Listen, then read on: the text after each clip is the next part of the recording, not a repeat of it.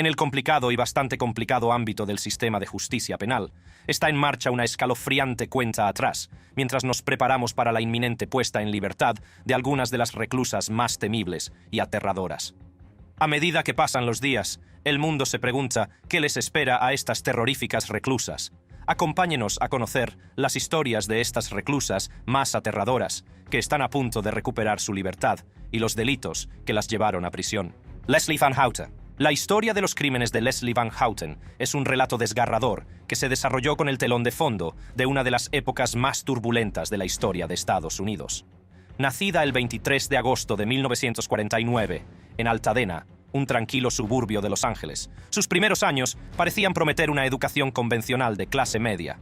Creció en un hogar religioso, junto a un hermano mayor y dos hermanos coreanos adoptados. Sus padres, Paul Van Houten y Jane, tenían antepasados holandeses, irlandeses, ingleses, escoceses y alemanes. Sin embargo, la apariencia de estabilidad familiar que tenía Leslie se desmoronó cuando sus padres se divorciaron, cuando ella tenía solo 14 años. Esta fractura familiar marcó un punto de inflexión en la vida de Leslie. Pareció desencadenar una vena rebelde en la joven adolescente. A los 15 años empezó a experimentar con la marihuana y poco después, a los 17, huyó de casa con su novio.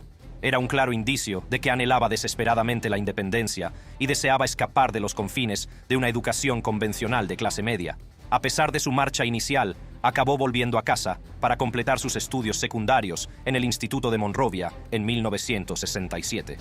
Fue durante este periodo cuando salió a la luz una revelación impactante.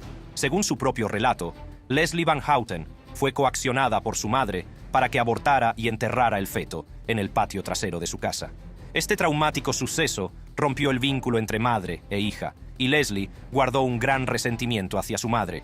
Al terminar el instituto, su vida se desvió hacia actividades poco convencionales. Se inició en el yoga, una práctica que estaba ganando popularidad entre la contracultura, y se embarcó en un curso de secretariado de 1 año de duración. Pero el atractivo del movimiento contracultural, con su amor libre, sus sentimientos antisistema y su rechazo de las normas sociales, pronto la atrajo. Se hizo hippie, vivió en una comuna e intentó llevar una vida que contrastaba con los valores de su educación de clase media. Sin embargo, el destino no tardaría en intervenir, llevándola por un camino aún más oscuro y retorcido. Tras su estancia en una comuna del norte de California, Van Houten se cruzó con Catherine Sher y Bobby Beausoleil. Juntos formaron un cuarteto inestable, pero al cabo de un tiempo surgieron celos y conflictos personales que acabaron por disolverlo. Sherry, motivada por la curiosidad y quizá la búsqueda de algo más significativo, partió para unirse a un grupo infame, la familia de Charles Manson.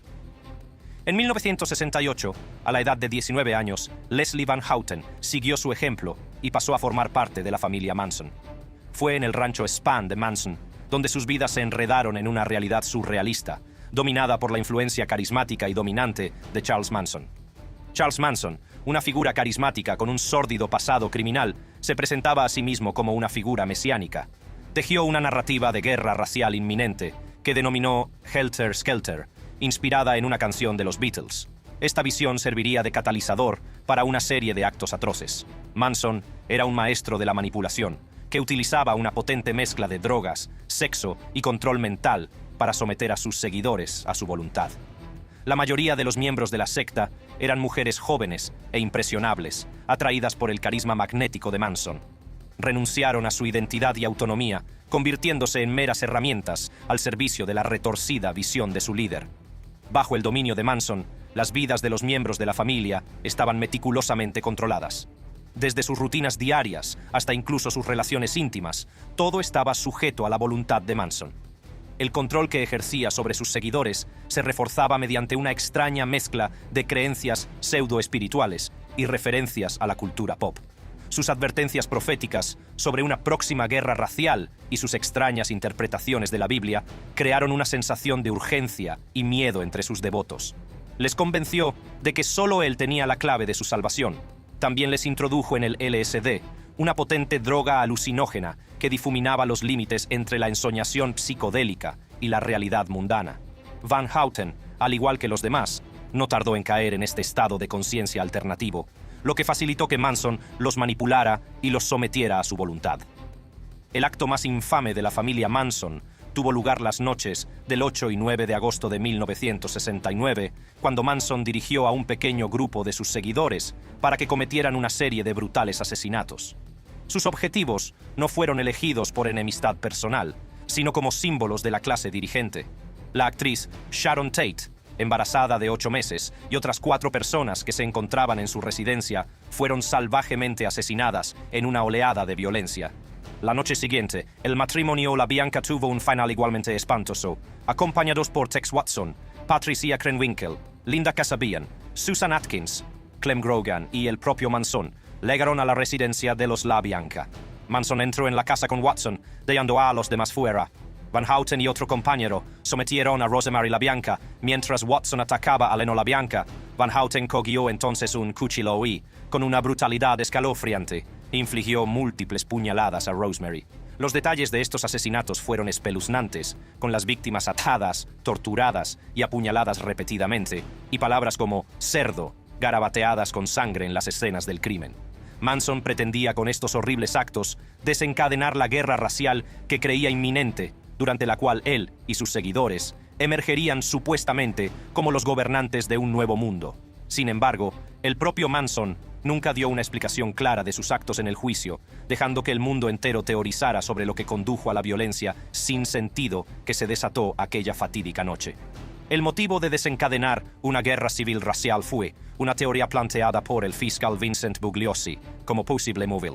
El posterior juicio de Charles Manson y sus seguidores fue un espectáculo de manipulación y control, muy parecido al de la propia secta. Manson, acusado de orquestar los atroces actos, se negó a permitir que sus coacusadas presentaran una defensa que pudiera implicarle.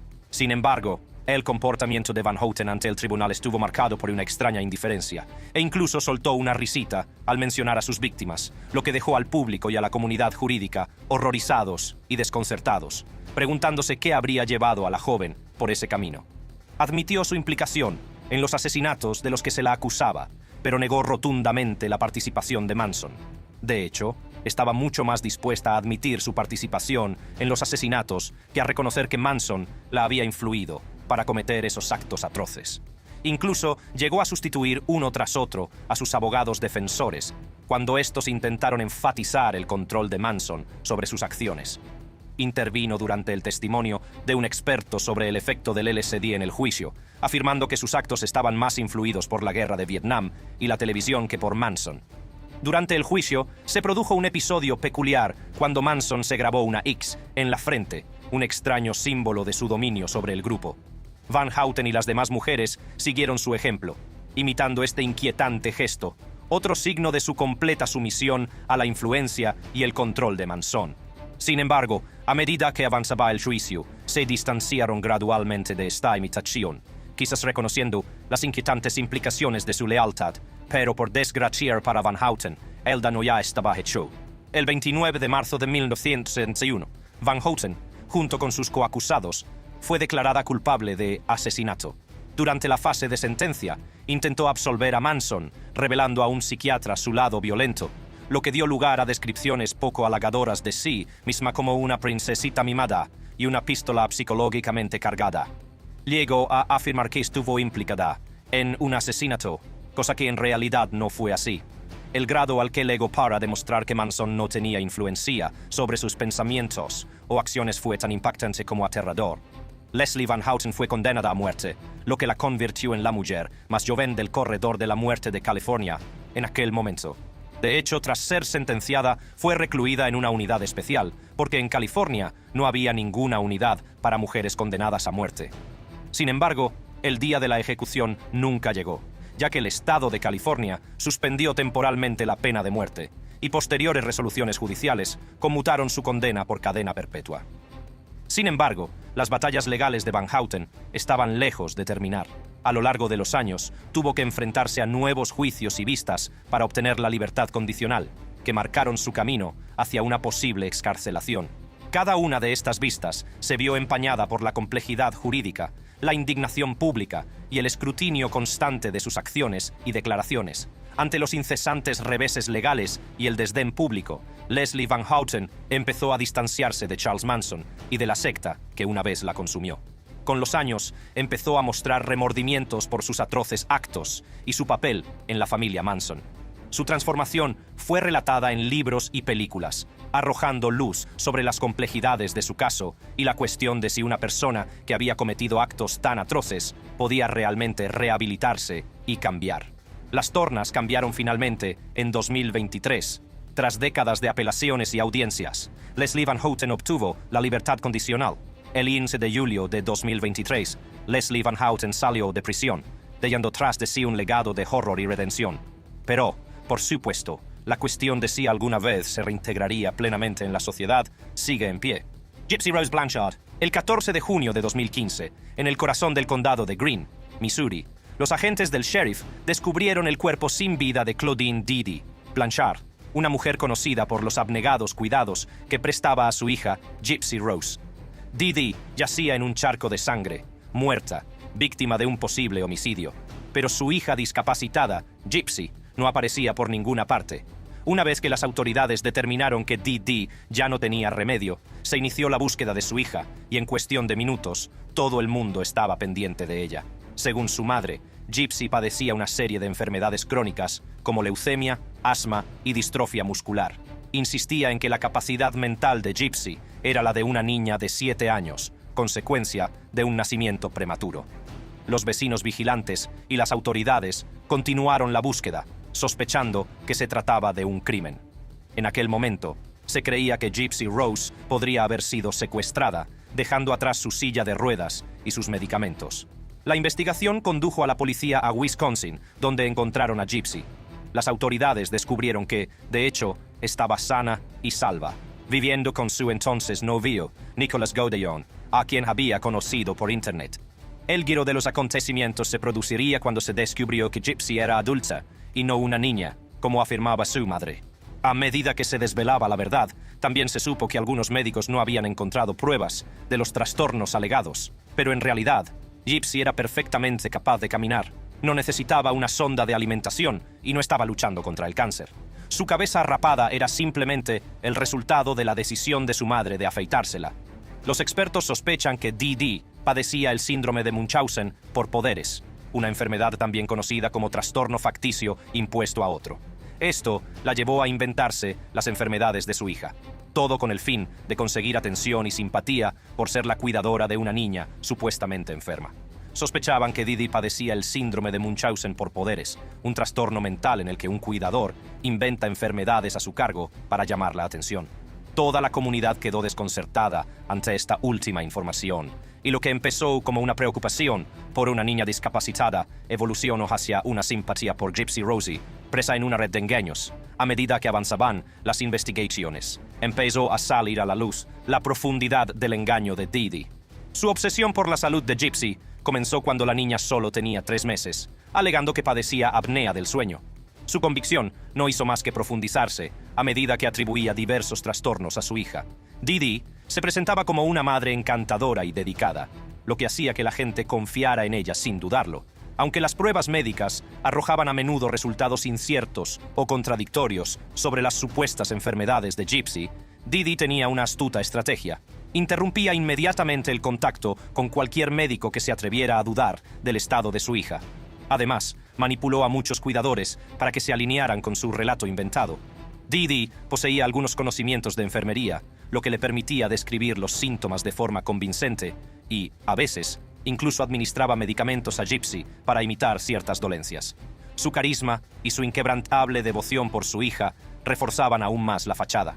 A medida que Gypsy crecía y empezaba a comunicarse, Didi le daba instrucciones para que permaneciera en silencio durante las citas médicas, asegurándose de que ella seguía siendo la única narradora del historial médico ficticio de Gypsy.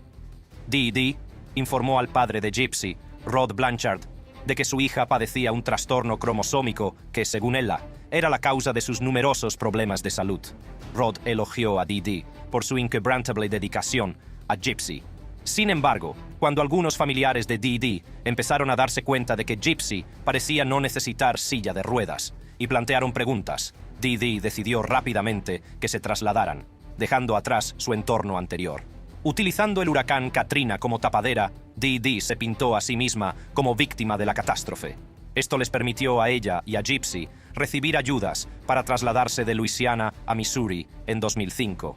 Una vez instalada en Missouri, Dee Dee siguió llevando a Gypsy a varias citas médicas, perpetuando aún más la fachada de las enfermedades inventadas de su hija.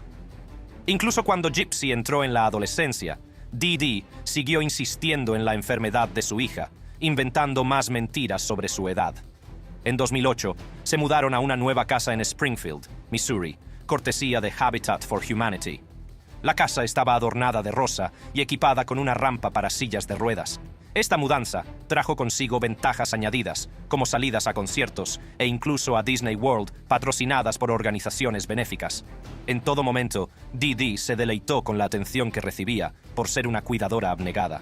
Cuando Gypsy tenía 14 años, visitó a un neurólogo de Missouri, que sospechaba que podía ser víctima del síndrome de Munchausen por poderes. Por desgracia, este médico no denunció el caso a las autoridades, alegando falta de pruebas. No fue hasta 2009 cuando un informe anónimo suscitó preocupación, afirmando que los relatos de Dee Dee sobre las enfermedades de Gypsy no tenían base médica. 2 asistentes sociales visitaron la casa, pero Dee Dee consiguió convencerles de que todo estaba en orden. Cuando Gypsy se hizo mayor, Dee Dee elevó su engaño a nuevas cotas, alterando el certificado de nacimiento de su hija para hacerla parecer más joven. Sin embargo, Gypsy se le escapaba poco a poco de las manos a Dee Dee. En 2011, Gypsy hizo un audaz intento de escapar de las garras de su madre, huyendo con un hombre que conoció en una convención de ciencia ficción. Dee Dee consiguió localizarlos con la ayuda de conocidos comunes. Convenció al hombre de que Gypsy era menor de edad, aunque en realidad tenía 19 años. Según Gypsy, al volver a casa, Dee Dee destruyó su ordenador y la retuvo físicamente en la cama. Gypsy también reveló que su madre, a veces, recurría al maltrato físico y le negaba la comida. Por desgracia, nadie, ni los médicos, ni las autoridades, actuaron lo bastante pronto para evitar la tragedia que estaba a punto de ocurrir. Con el tiempo, Gypsy encontró el camino de vuelta a Internet. Se aventuró en un sitio de citas cristiano y allí conoció a Nicholas Godejohn. Los dos se hicieron íntimos, y ella compartió la verdad sobre las acciones de su madre con él, pidiéndole finalmente que la ayudara a liberarse de las garras de Dee Dee. En junio de 2015, Godejohn llegó a su casa como habían acordado y atacó a Dee Dee, apuñalándola hasta la muerte, mientras Gypsy se escondía en el baño, con las orejas tapadas para protegerse del horror. Juntos, Gypsy y Godejohn huyeron a la casa de él en Wisconsin, pero su huida duró poco. Pronto fueron detenidos por las autoridades. En un giro un tanto inusual, Gypsy había publicado 2 veces en la cuenta de Facebook que una vez compartió con su madre, incluyendo una cruda declaración: «Esa zorra está muerta». Más tarde, aclaró que lo había hecho porque quería que se descubriera el cadáver de su madre. Tras el asesinato de Dee Dee, quienes conocían a Gypsy no podían evitar preguntarse por qué había recurrido a una medida tan drástica. Al fin y al cabo, podía andar, y podría haber desenmascarado las mentiras de Dee Dee simplemente poniéndose de pie en público, una de las numerosas veces que estuvo confinada en la silla de ruedas. Sin embargo, como señalaron los psiquiatras, Gypsy había sido condicionada a creer que nadie la creería, y la dolorosa realidad era que Gypsy había pasado toda su vida bajo el estricto control y vigilancia de su madre. Se le negó la educación, y a pesar de su inteligencia normal, Dee Dee insistía en difundir la falsa idea de que Gypsy tenía la capacidad mental de una niña de 7 años. Y cada vez que la pobre niña hacía intentos de marcharse, eran inmediatamente desbaratados por su madre. El Dr. Mark Feldman, una de las principales autoridades en el síndrome de Munchausen por poderes, describió acertadamente la vida de Gypsy como de control total, similar a la de una víctima de secuestro. Subrayó que Gypsy era esencialmente un rehén, y el acto posterior que se desarrolló puede ser visto como un intento de un rehén de liberarse. Los juicios que siguieron expusieron una historia de manipulación y abuso. Como los historiales médicos de Gypsy detallaban minuciosamente los malos tratos que había sufrido, su abogado pudo negociar un acuerdo de conformidad con los cargos. Tras un tumultuoso juicio, fue condenada a 10 años por asesinato en 2º grado. Su novio, Godejohn, fue condenado a cadena perpetua por asesinato en 1er grado. La historia de Gypsy suscitó un interés generalizado, dejando a la gente con ganas de saber más sobre los desgarradores acontecimientos que sufrió. En 2019, se estrenó una serie de televisión protagonizada por Joey King en el papel de Gypsy, que tuvo una gran acogida. En una entrevista con Dr. Phil, reveló su alivio por estar libre de la situación, aunque expresó su dolor por la muerte de su madre. Gypsy contó abiertamente que no fue hasta después del fallecimiento de su madre cuando comprendió plenamente el alcance de su engaño. A pesar de saber que podía andar y comer con normalidad, creyó la falsa afirmación de su madre de que estaba luchando contra la leucemia.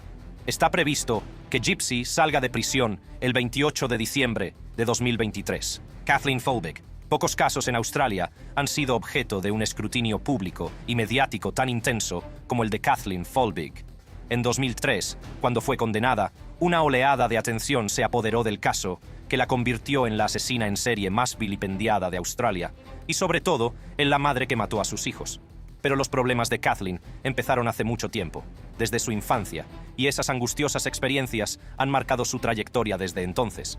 Un escalofriante día de enero de 1969, la vida de Kathleen Folbig se vio irrevocablemente alterada.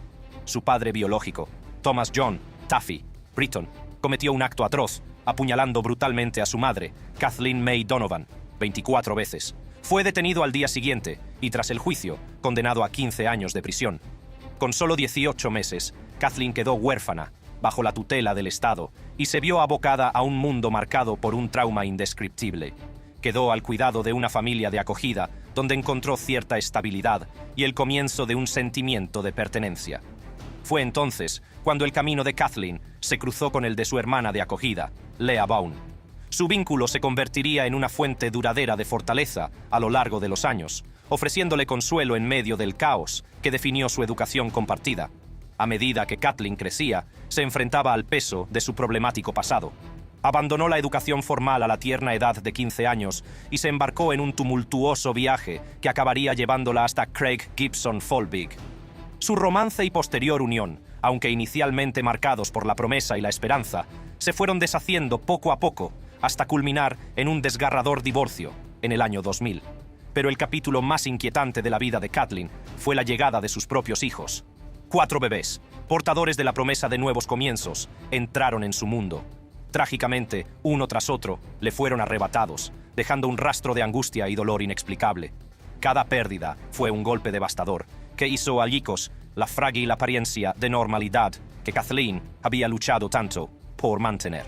Su primer hijo, Caleb Gibson Folbig, nacido el 1 de febrero de 1989, tenía una notable tendencia a respirar ruidosamente, y un pediatra le diagnosticó inicialmente un caso leve de laringomalacia, una afección que se creía que superaría de forma natural a medida que creciera. Por lo demás, era un recién nacido sano. Trágicamente, el 20 de febrero, cuando solo tenía 19 días, Caleb falleció mientras dormía en una habitación contigua a la de sus padres. Sus padres lo descubrieron esa noche, y la causa de su muerte se atribuyó al síndrome de muerte súbita del lactante, SMSL, comúnmente conocido como muerte súbita del lactante. Tras la muerte de Caleb, los padres quedaron sumidos en el dolor. Pero cuando ella se quedó embarazada de su segundo hijo, Patrick, la inquietud se mezcló con la emoción. La sabiduría convencional sugiere que estos desafortunados acontecimientos solo ocurren una vez, y los padres esperaban que esta vez el niño se quedara. Patrick nació el 3 de junio de 1990. Un día, cuando tenía unos 4 meses, Kathy lo descubrió en la cuna, sin respirar. Su marido, Craig, le practicó la reanimación cardiopulmonar, llamaron a una ambulancia y Patrick revivió. Sin embargo, el incidente le provocó graves daños cerebrales y, en última instancia, un trastorno convulsivo. 4 meses más tarde, a los 8 meses de edad, Patrick fue acostado para una siesta. Kathy lo encontró inconsciente. A pesar de llamar a una ambulancia, no pudo ser reanimado. El patólogo determinó que el fallecimiento de Patrick se debió a una obstrucción de las vías respiratorias, provocada por ataques epilépticos, derivados de un trastorno encefalopático. La tercera hija de Kathleen, Sarah, nació 18 meses después. Sarah desprendía un espíritu juguetón y a menudo sacaba la lengua para reírse. En agosto de 1993, con 10 meses, Kathy descubrió a Sarah sin vida en su cuna. A pesar de llamar a una ambulancia, Sarah no pudo ser reanimada. Su muerte se atribuyó al síndrome de muerte súbita del lactante. 3 años después, los Folbigs dieron la bienvenida a su cuarta hija, Laura. Fue la primera de los hijos Folbig en cumplir 1 año. Laura era un manojo de alegría, siempre haciendo travesuras. Durante un tiempo, pareció que la familia se había tranquilizado cuando Laura cumplió 2 meses. Pero el 1 de marzo de 1999, cuando Laura tenía unos 19 meses, sobrevino la tragedia. Kathy la llevó dentro de casa, la dejó dormida, y cuando regresó 15 o 20 minutos después, la encontró sin vida. El pánico se apoderó de Kathy, que llamó frenéticamente a una ambulancia. Laura había sufrido un resfriado la semana anterior. Tras la autopsia, se descubrió que padecía miocarditis, una afección derivada a menudo de infecciones víricas. La miocarditis es una inflamación del músculo cardíaco. El patólogo, el Dr. Kala, determinó que la causa de la muerte era indeterminada. Laura tenía entre 18 y 20 meses cuando falleció, demasiada edad para que se aplicara el síndrome de muerte súbita del lactante. Alan Kala examinó meticulosamente el cuerpecito de Laura, la cuarta hija de la familia. Afirmó que no podía descartar definitivamente la asfixia. En aquella época, entre los años 90 y principios de los 2000, prevalecía el sentimiento de que una muerte era trágica. 2 sospechosas y 3 muertes infantiles debían considerarse homicidios, a menos que se demostrara lo contrario. Craig reveló a las autoridades que Kathleen había estado cada vez más estresada con los niños. Entonces mencionó: «Mi mujer lleva un diario y hay anotaciones sospechosas». A partir de ese instante, el caso se transformó en una investigación por asesinato. Kathleen Folbig fue acusada de la muerte de sus hijos. En 2003 comenzó su juicio, que atrajo una inmensa atención mediática. Kathleen Megan Folbig se declaró inocente del asesinato de sus hijos. La acusación sostenía que los había matado intencionadamente o que había intentado dejarlos inconscientes. El punto de inflexión y el momento más crucial de la acusación fue el testimonio de Craig, el padre de los niños, contra Kathleen. Declaró que Kathleen tenía poca paciencia con los niños y que le costaba ser madre. Los expertos médicos presentaron opiniones contradictorias sobre si las causas naturales desempeñaron un papel en la muerte de los niños. Luego estaban los diarios. Los diarios de Kathleen Folbig se convirtieron en el centro de atención, revelando sus oscuros estados de ánimo. Anotaciones como: «Es una niña bastante bondadosa. Gracias a Dios, se ha salvado del destino de sus hermanos. Creo que estaba avisada. Me siento la peor madre del mundo. Asustada de que ahora me deje como hizo Sara. Sabía que a veces era malhumorada y cruel con ella, y se fue, con un poco de ayuda. Era muy sospechoso, por no decir otra cosa, y el fiscal repitió una y otra vez que eran admisiones de culpabilidad. El jurado se lo creyó, lo que en última instancia condujo a su condena basada en pruebas circunstanciales. Kathleen Folbig, declarada culpable del asesinato de sus 4 hijos, se quedó temblando mientras se pronunciaba el veredicto. Insistió en su inocencia mientras era condenada a un mínimo de 25 años por 3 cargos de asesinato y 1 de homicidio involuntario. Aunque sus apelaciones fueron rechazadas, empezaron a surgir dudas sobre las pruebas en su contra. En 2015, el equipo legal de Folbig solicitó una revisión del informe médico sobre la muerte de los bebés. La doctora Carola Vinuesa, que realizó las pruebas genéticas a Kathleen Folbig, descubrió una mutación específica en un gen concreto relacionado con la función cardíaca. Las 2 niñas compartían esta rara mutación genética que los 2 niños no poseían. Esta mutación era una causa muy probable de sus muertes. Sin embargo, el juez ante el que se presentaron los recursos no coincidió con la valoración de Carola Vinuesa de las nuevas pruebas genéticas. También rechazó la explicación de Kathleen Folbig de que las entradas de su diario eran las entradas de una madre afligida e inocente. Sin embargo, la batalla legal persistió, atrayendo la atención del público y suscitando dudas sobre la verdadera culpabilidad de Kathleen. Muchos empezaron a preguntarse si se había encarcelado injustamente a una mujer inocente, basándose únicamente en pruebas circunstanciales.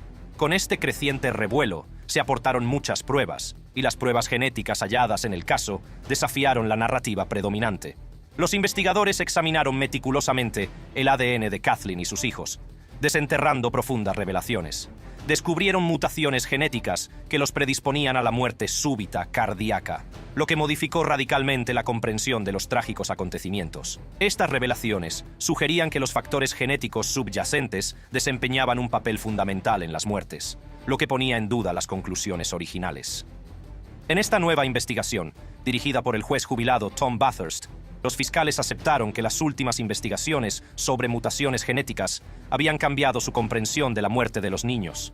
El lunes, el fiscal general de Nueva Gales del Sur, Michael Daly, anunció que, tras todos estos hallazgos, el señor Bathurst había llegado a la conclusión de que existían dudas razonables de que la señora Folbig fuera culpable. Esa declaración resultó ser todo lo que se necesitaba para que mucha gente empezara a clamar por la liberación de Kathleen, que en ese momento llevaba 20 años en la cárcel. Como resultado, el gobernador de Nueva Gales del Sur firmó un indulto total y ordenó la inmediata puesta en libertad de la señora Folbig. Kathleen Folbig es libre desde el 5 de junio de 2023. Ha tardado mucho en llegar y una sensación de reivindicación impregna el aire. 4 pequeños perdidos, un matrimonio destrozado, una mujer encarcelada injustamente durante 2 décadas y una familia marcada para siempre. Se espera que Kathy pueda finalmente reclamar su lugar en el mundo, liberarse de los grilletes de la sospecha y el encarcelamiento y reintegrarse plenamente en la sociedad de nuevo. Yolanda Saldívar. Yolanda Saldívar nació el 19 de septiembre de 1960 en San Antonio, Texas, Estados Unidos.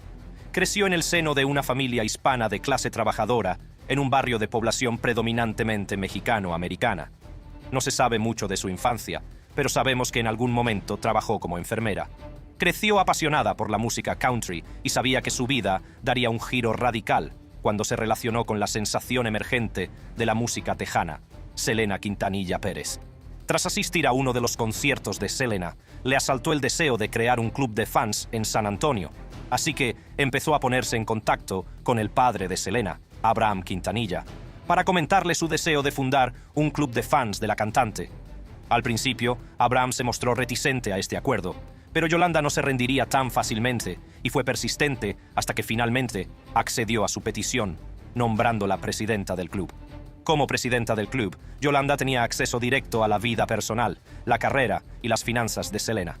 En poco menos de 4 años, el club de fans pasó de sus 1.500 miembros iniciales a unos impresionantes 5.000, convirtiéndose en 1993 en uno de los mayores clubes de fans del área de San Antonio. Con el tiempo, Saldívar fue adquiriendo cada vez más influencia en los asuntos profesionales de Selena, asumiendo responsabilidades que iban más allá de la gestión del club de fans. La dedicación de Saldívar a Selena no se detuvo ahí. Más tarde fue ascendida a gerente de las boutiques de ropa de Selena, conocidas como Selena etc. Sin embargo, la historia dio un giro oscuro a principios de 1995, cuando el papel de Saldívar se amplió, al igual que las preocupaciones dentro del círculo íntimo de Selena. Hubo acusaciones de irregularidades financieras y malversación de fondos. Se descubrió que Saldívar había estado desviando fondos del club de fans y de las boutiques de Selena para uso personal. Esto hizo saltar las alarmas, y la familia de Selena empezó a examinar más de cerca las actividades de Saldívar. La familia de Selena descubrió que Saldívar había malversado fondos tanto del club de fans como de las boutiques, lo que provocó su despido en la primera semana de marzo. La fatídica mañana del 31 de marzo, Selena acordó reunirse con Saldívar en un motel Days Inn de Corpus Christi para recuperar unos documentos financieros que había estado ocultando. Sabiendo que el juego había terminado, Saldívar intentó por todos los medios dilatar la entrega, alegando un incidente de violación en México. El cantante decidió acompañarla a un hospital local, donde fueron redirigidos para el examen, ya que la agresión había ocurrido en un lugar diferente. Cuando regresaron al motel, Selena insistió en ver los registros. Fue entonces cuando Saldívar sacó de su bolso un revólver Taurus, modelo 85 del calibre 38, y apuntó a la cantante. En un intento desesperado por escapar, Selena recibió un disparo en la espalda que le seccionó una arteria. Herida de gravedad, corrió hacia el vestíbulo en busca de ayuda, mientras Saldívar la perseguía profiriendo insultos. Selena acabó desplomándose y el empleado del motel llamó al 911. Trágicamente, Selena sucumbió a los disparos. Trágicamente, Selena sucumbió a sus heridas en el hospital a la 1:05 de la tarde. Tras el tiroteo, Saldívar se refugió en la habitación del motel durante casi 10 horas y se enfrentó a las fuerzas del orden. Finalmente, se entregó a la policía. Posteriormente, Saldívar fue acusada de asesinato en primer grado. La prematura muerte de Selena fue una profunda pérdida para el mundo de la música. Era un icono en la comunidad latina y fuera de ella, conocida por su potente voz y su papel pionero en la música tejana, por lo que el juicio de Yolanda, que tuvo lugar en octubre de 1995, recibió una amplia cobertura mediática. El juicio en sí no fue televisado, aunque se permitió la presencia de cámaras en el tribunal. Se trasladó a Houston, Texas. ya que el equipo legal de Saldívar argumentó con éxito que no se podía garantizar un juicio justo en la ciudad natal de Selena. Antes del comienzo del juicio, la CNN informó de que los fiscales del caso tenían la intención de presentar una polémica confesión policial firmada por Saldívar. En ella, admitía haber disparado a Selena durante una discusión por las acusaciones del padre de la cantante de que Saldívar había robado dinero de las cuentas de Selena. La defensa, por su parte, planeaba ofrecer el testimonio del Ranger de Texas, Robert Garza, que afirmaba haber escuchado a Saldívar, afirmando que el tiroteo fue accidental. Supuestamente, se opuso cuando la policía omitió este extremo en su declaración. El abogado defensor mantuvo que el tiroteo había sido accidental, pero la acusación contraatacó, destacando que Saldívar, enfermera titulada, no llamó al 911 ni intentó ayudar a Selena tras el incidente. El altercado con las fuerzas del orden antes de su detención tampoco mejoró las cosas para Yolanda. Después de menos de 3 horas de deliberación, el 23 de octubre de 1995, los miembros del jurado emitieron un veredicto de culpabilidad por el cargo de asesinato de Saldívar. Apenas 3 días después, el 26 de octubre, recibió una sentencia de cadena perpetua con posibilidad de libertad condicional en 30 años, que era la pena máxima permitida por la ley de Texas en aquel momento. A sus 62 años, Saldívar lleva encarcelada en una prisión de Texas desde 1995. Podrá optar a la libertad condicional en 2025. Y un miembro de su familia ha indicado que cree que ha llegado el momento de su puesta en libertad. Según este familiar, Saldívar ha experimentado un importante crecimiento personal durante sus casi 30 años de reclusión. Informan de que expresa auténtico remordimiento por la trágica muerte de Selena y espera volver a conectar con su familia y amigos si se le concede la libertad condicional. El familiar cuenta que Saldívar ha recibido amenazas de otras reclusas y que teme constantemente por su seguridad. Ha estado aislada de la población penitenciaria general y dedica gran parte de su tiempo a la lectura de la Biblia y a la oración. Según el familiar, su fe se ha convertido en la piedra angular de su vida y cree firmemente que ha recibido el perdón de Dios. A pesar de todos estos sentimientos, no todo el mundo está dispuesto a perdonar a Saldívar ni a abogar por su liberación en la sociedad. Los fans y la familia de Selena han dejado claro que se oponen vehementemente a la libertad condicional de Saldívar. El padre de Selena, Abraham Quintanilla Jr., ha expresado su deseo de que Saldívar permanezca encarcelada mientras viva. Cree firmemente que Saldívar acabó intencionadamente con la vida de Selena y rechaza su afirmación de que fue un disparo accidental. Pero la historia de Yolanda no ha cambiado, ya que mantiene que disparó a Selena mientras intentaba quitarse la vida, afirmando que fue un resultado no intencionado. Quintanilla se mantiene firme en su postura, considerando que Saldívar falta a la verdad y oponiéndose firmemente a su puesta en libertad. La trágica historia del prematuro fallecimiento de Selena ha sido objeto de numerosos libros, documentales, películas y producciones televisivas. La última de ellas es Selena, la serie, de Netflix, que narra la trayectoria de Saldívar, que pasa de ser un ferviente admirador a un empleado de confianza, para acabar convirtiéndose en un malversador descontento que traicionó a Selena. La audiencia de libertad condicional de Saldívar está prevista para 2025, pero no es seguro que la obtenga. La Junta de Indultos y Libertad Condicional de Texas estudiará detenidamente su caso y comprobará, entre otras cosas, su comportamiento en prisión, sus antecedentes penales, sus evaluaciones mentales y, lo que es más importante, el daño que su delito causó a la familia de la víctima y a la sociedad en general. Por lo tanto, si ella obtiene la libertad condicional o no depende del resultado de estas conclusiones. Y con esto llegamos al final de nuestro vídeo. Si te ha gustado este vídeo y quieres más como este, echa un vistazo a los vídeos que aparecen en tu pantalla. Recuerda suscribirte para mantenerte informado.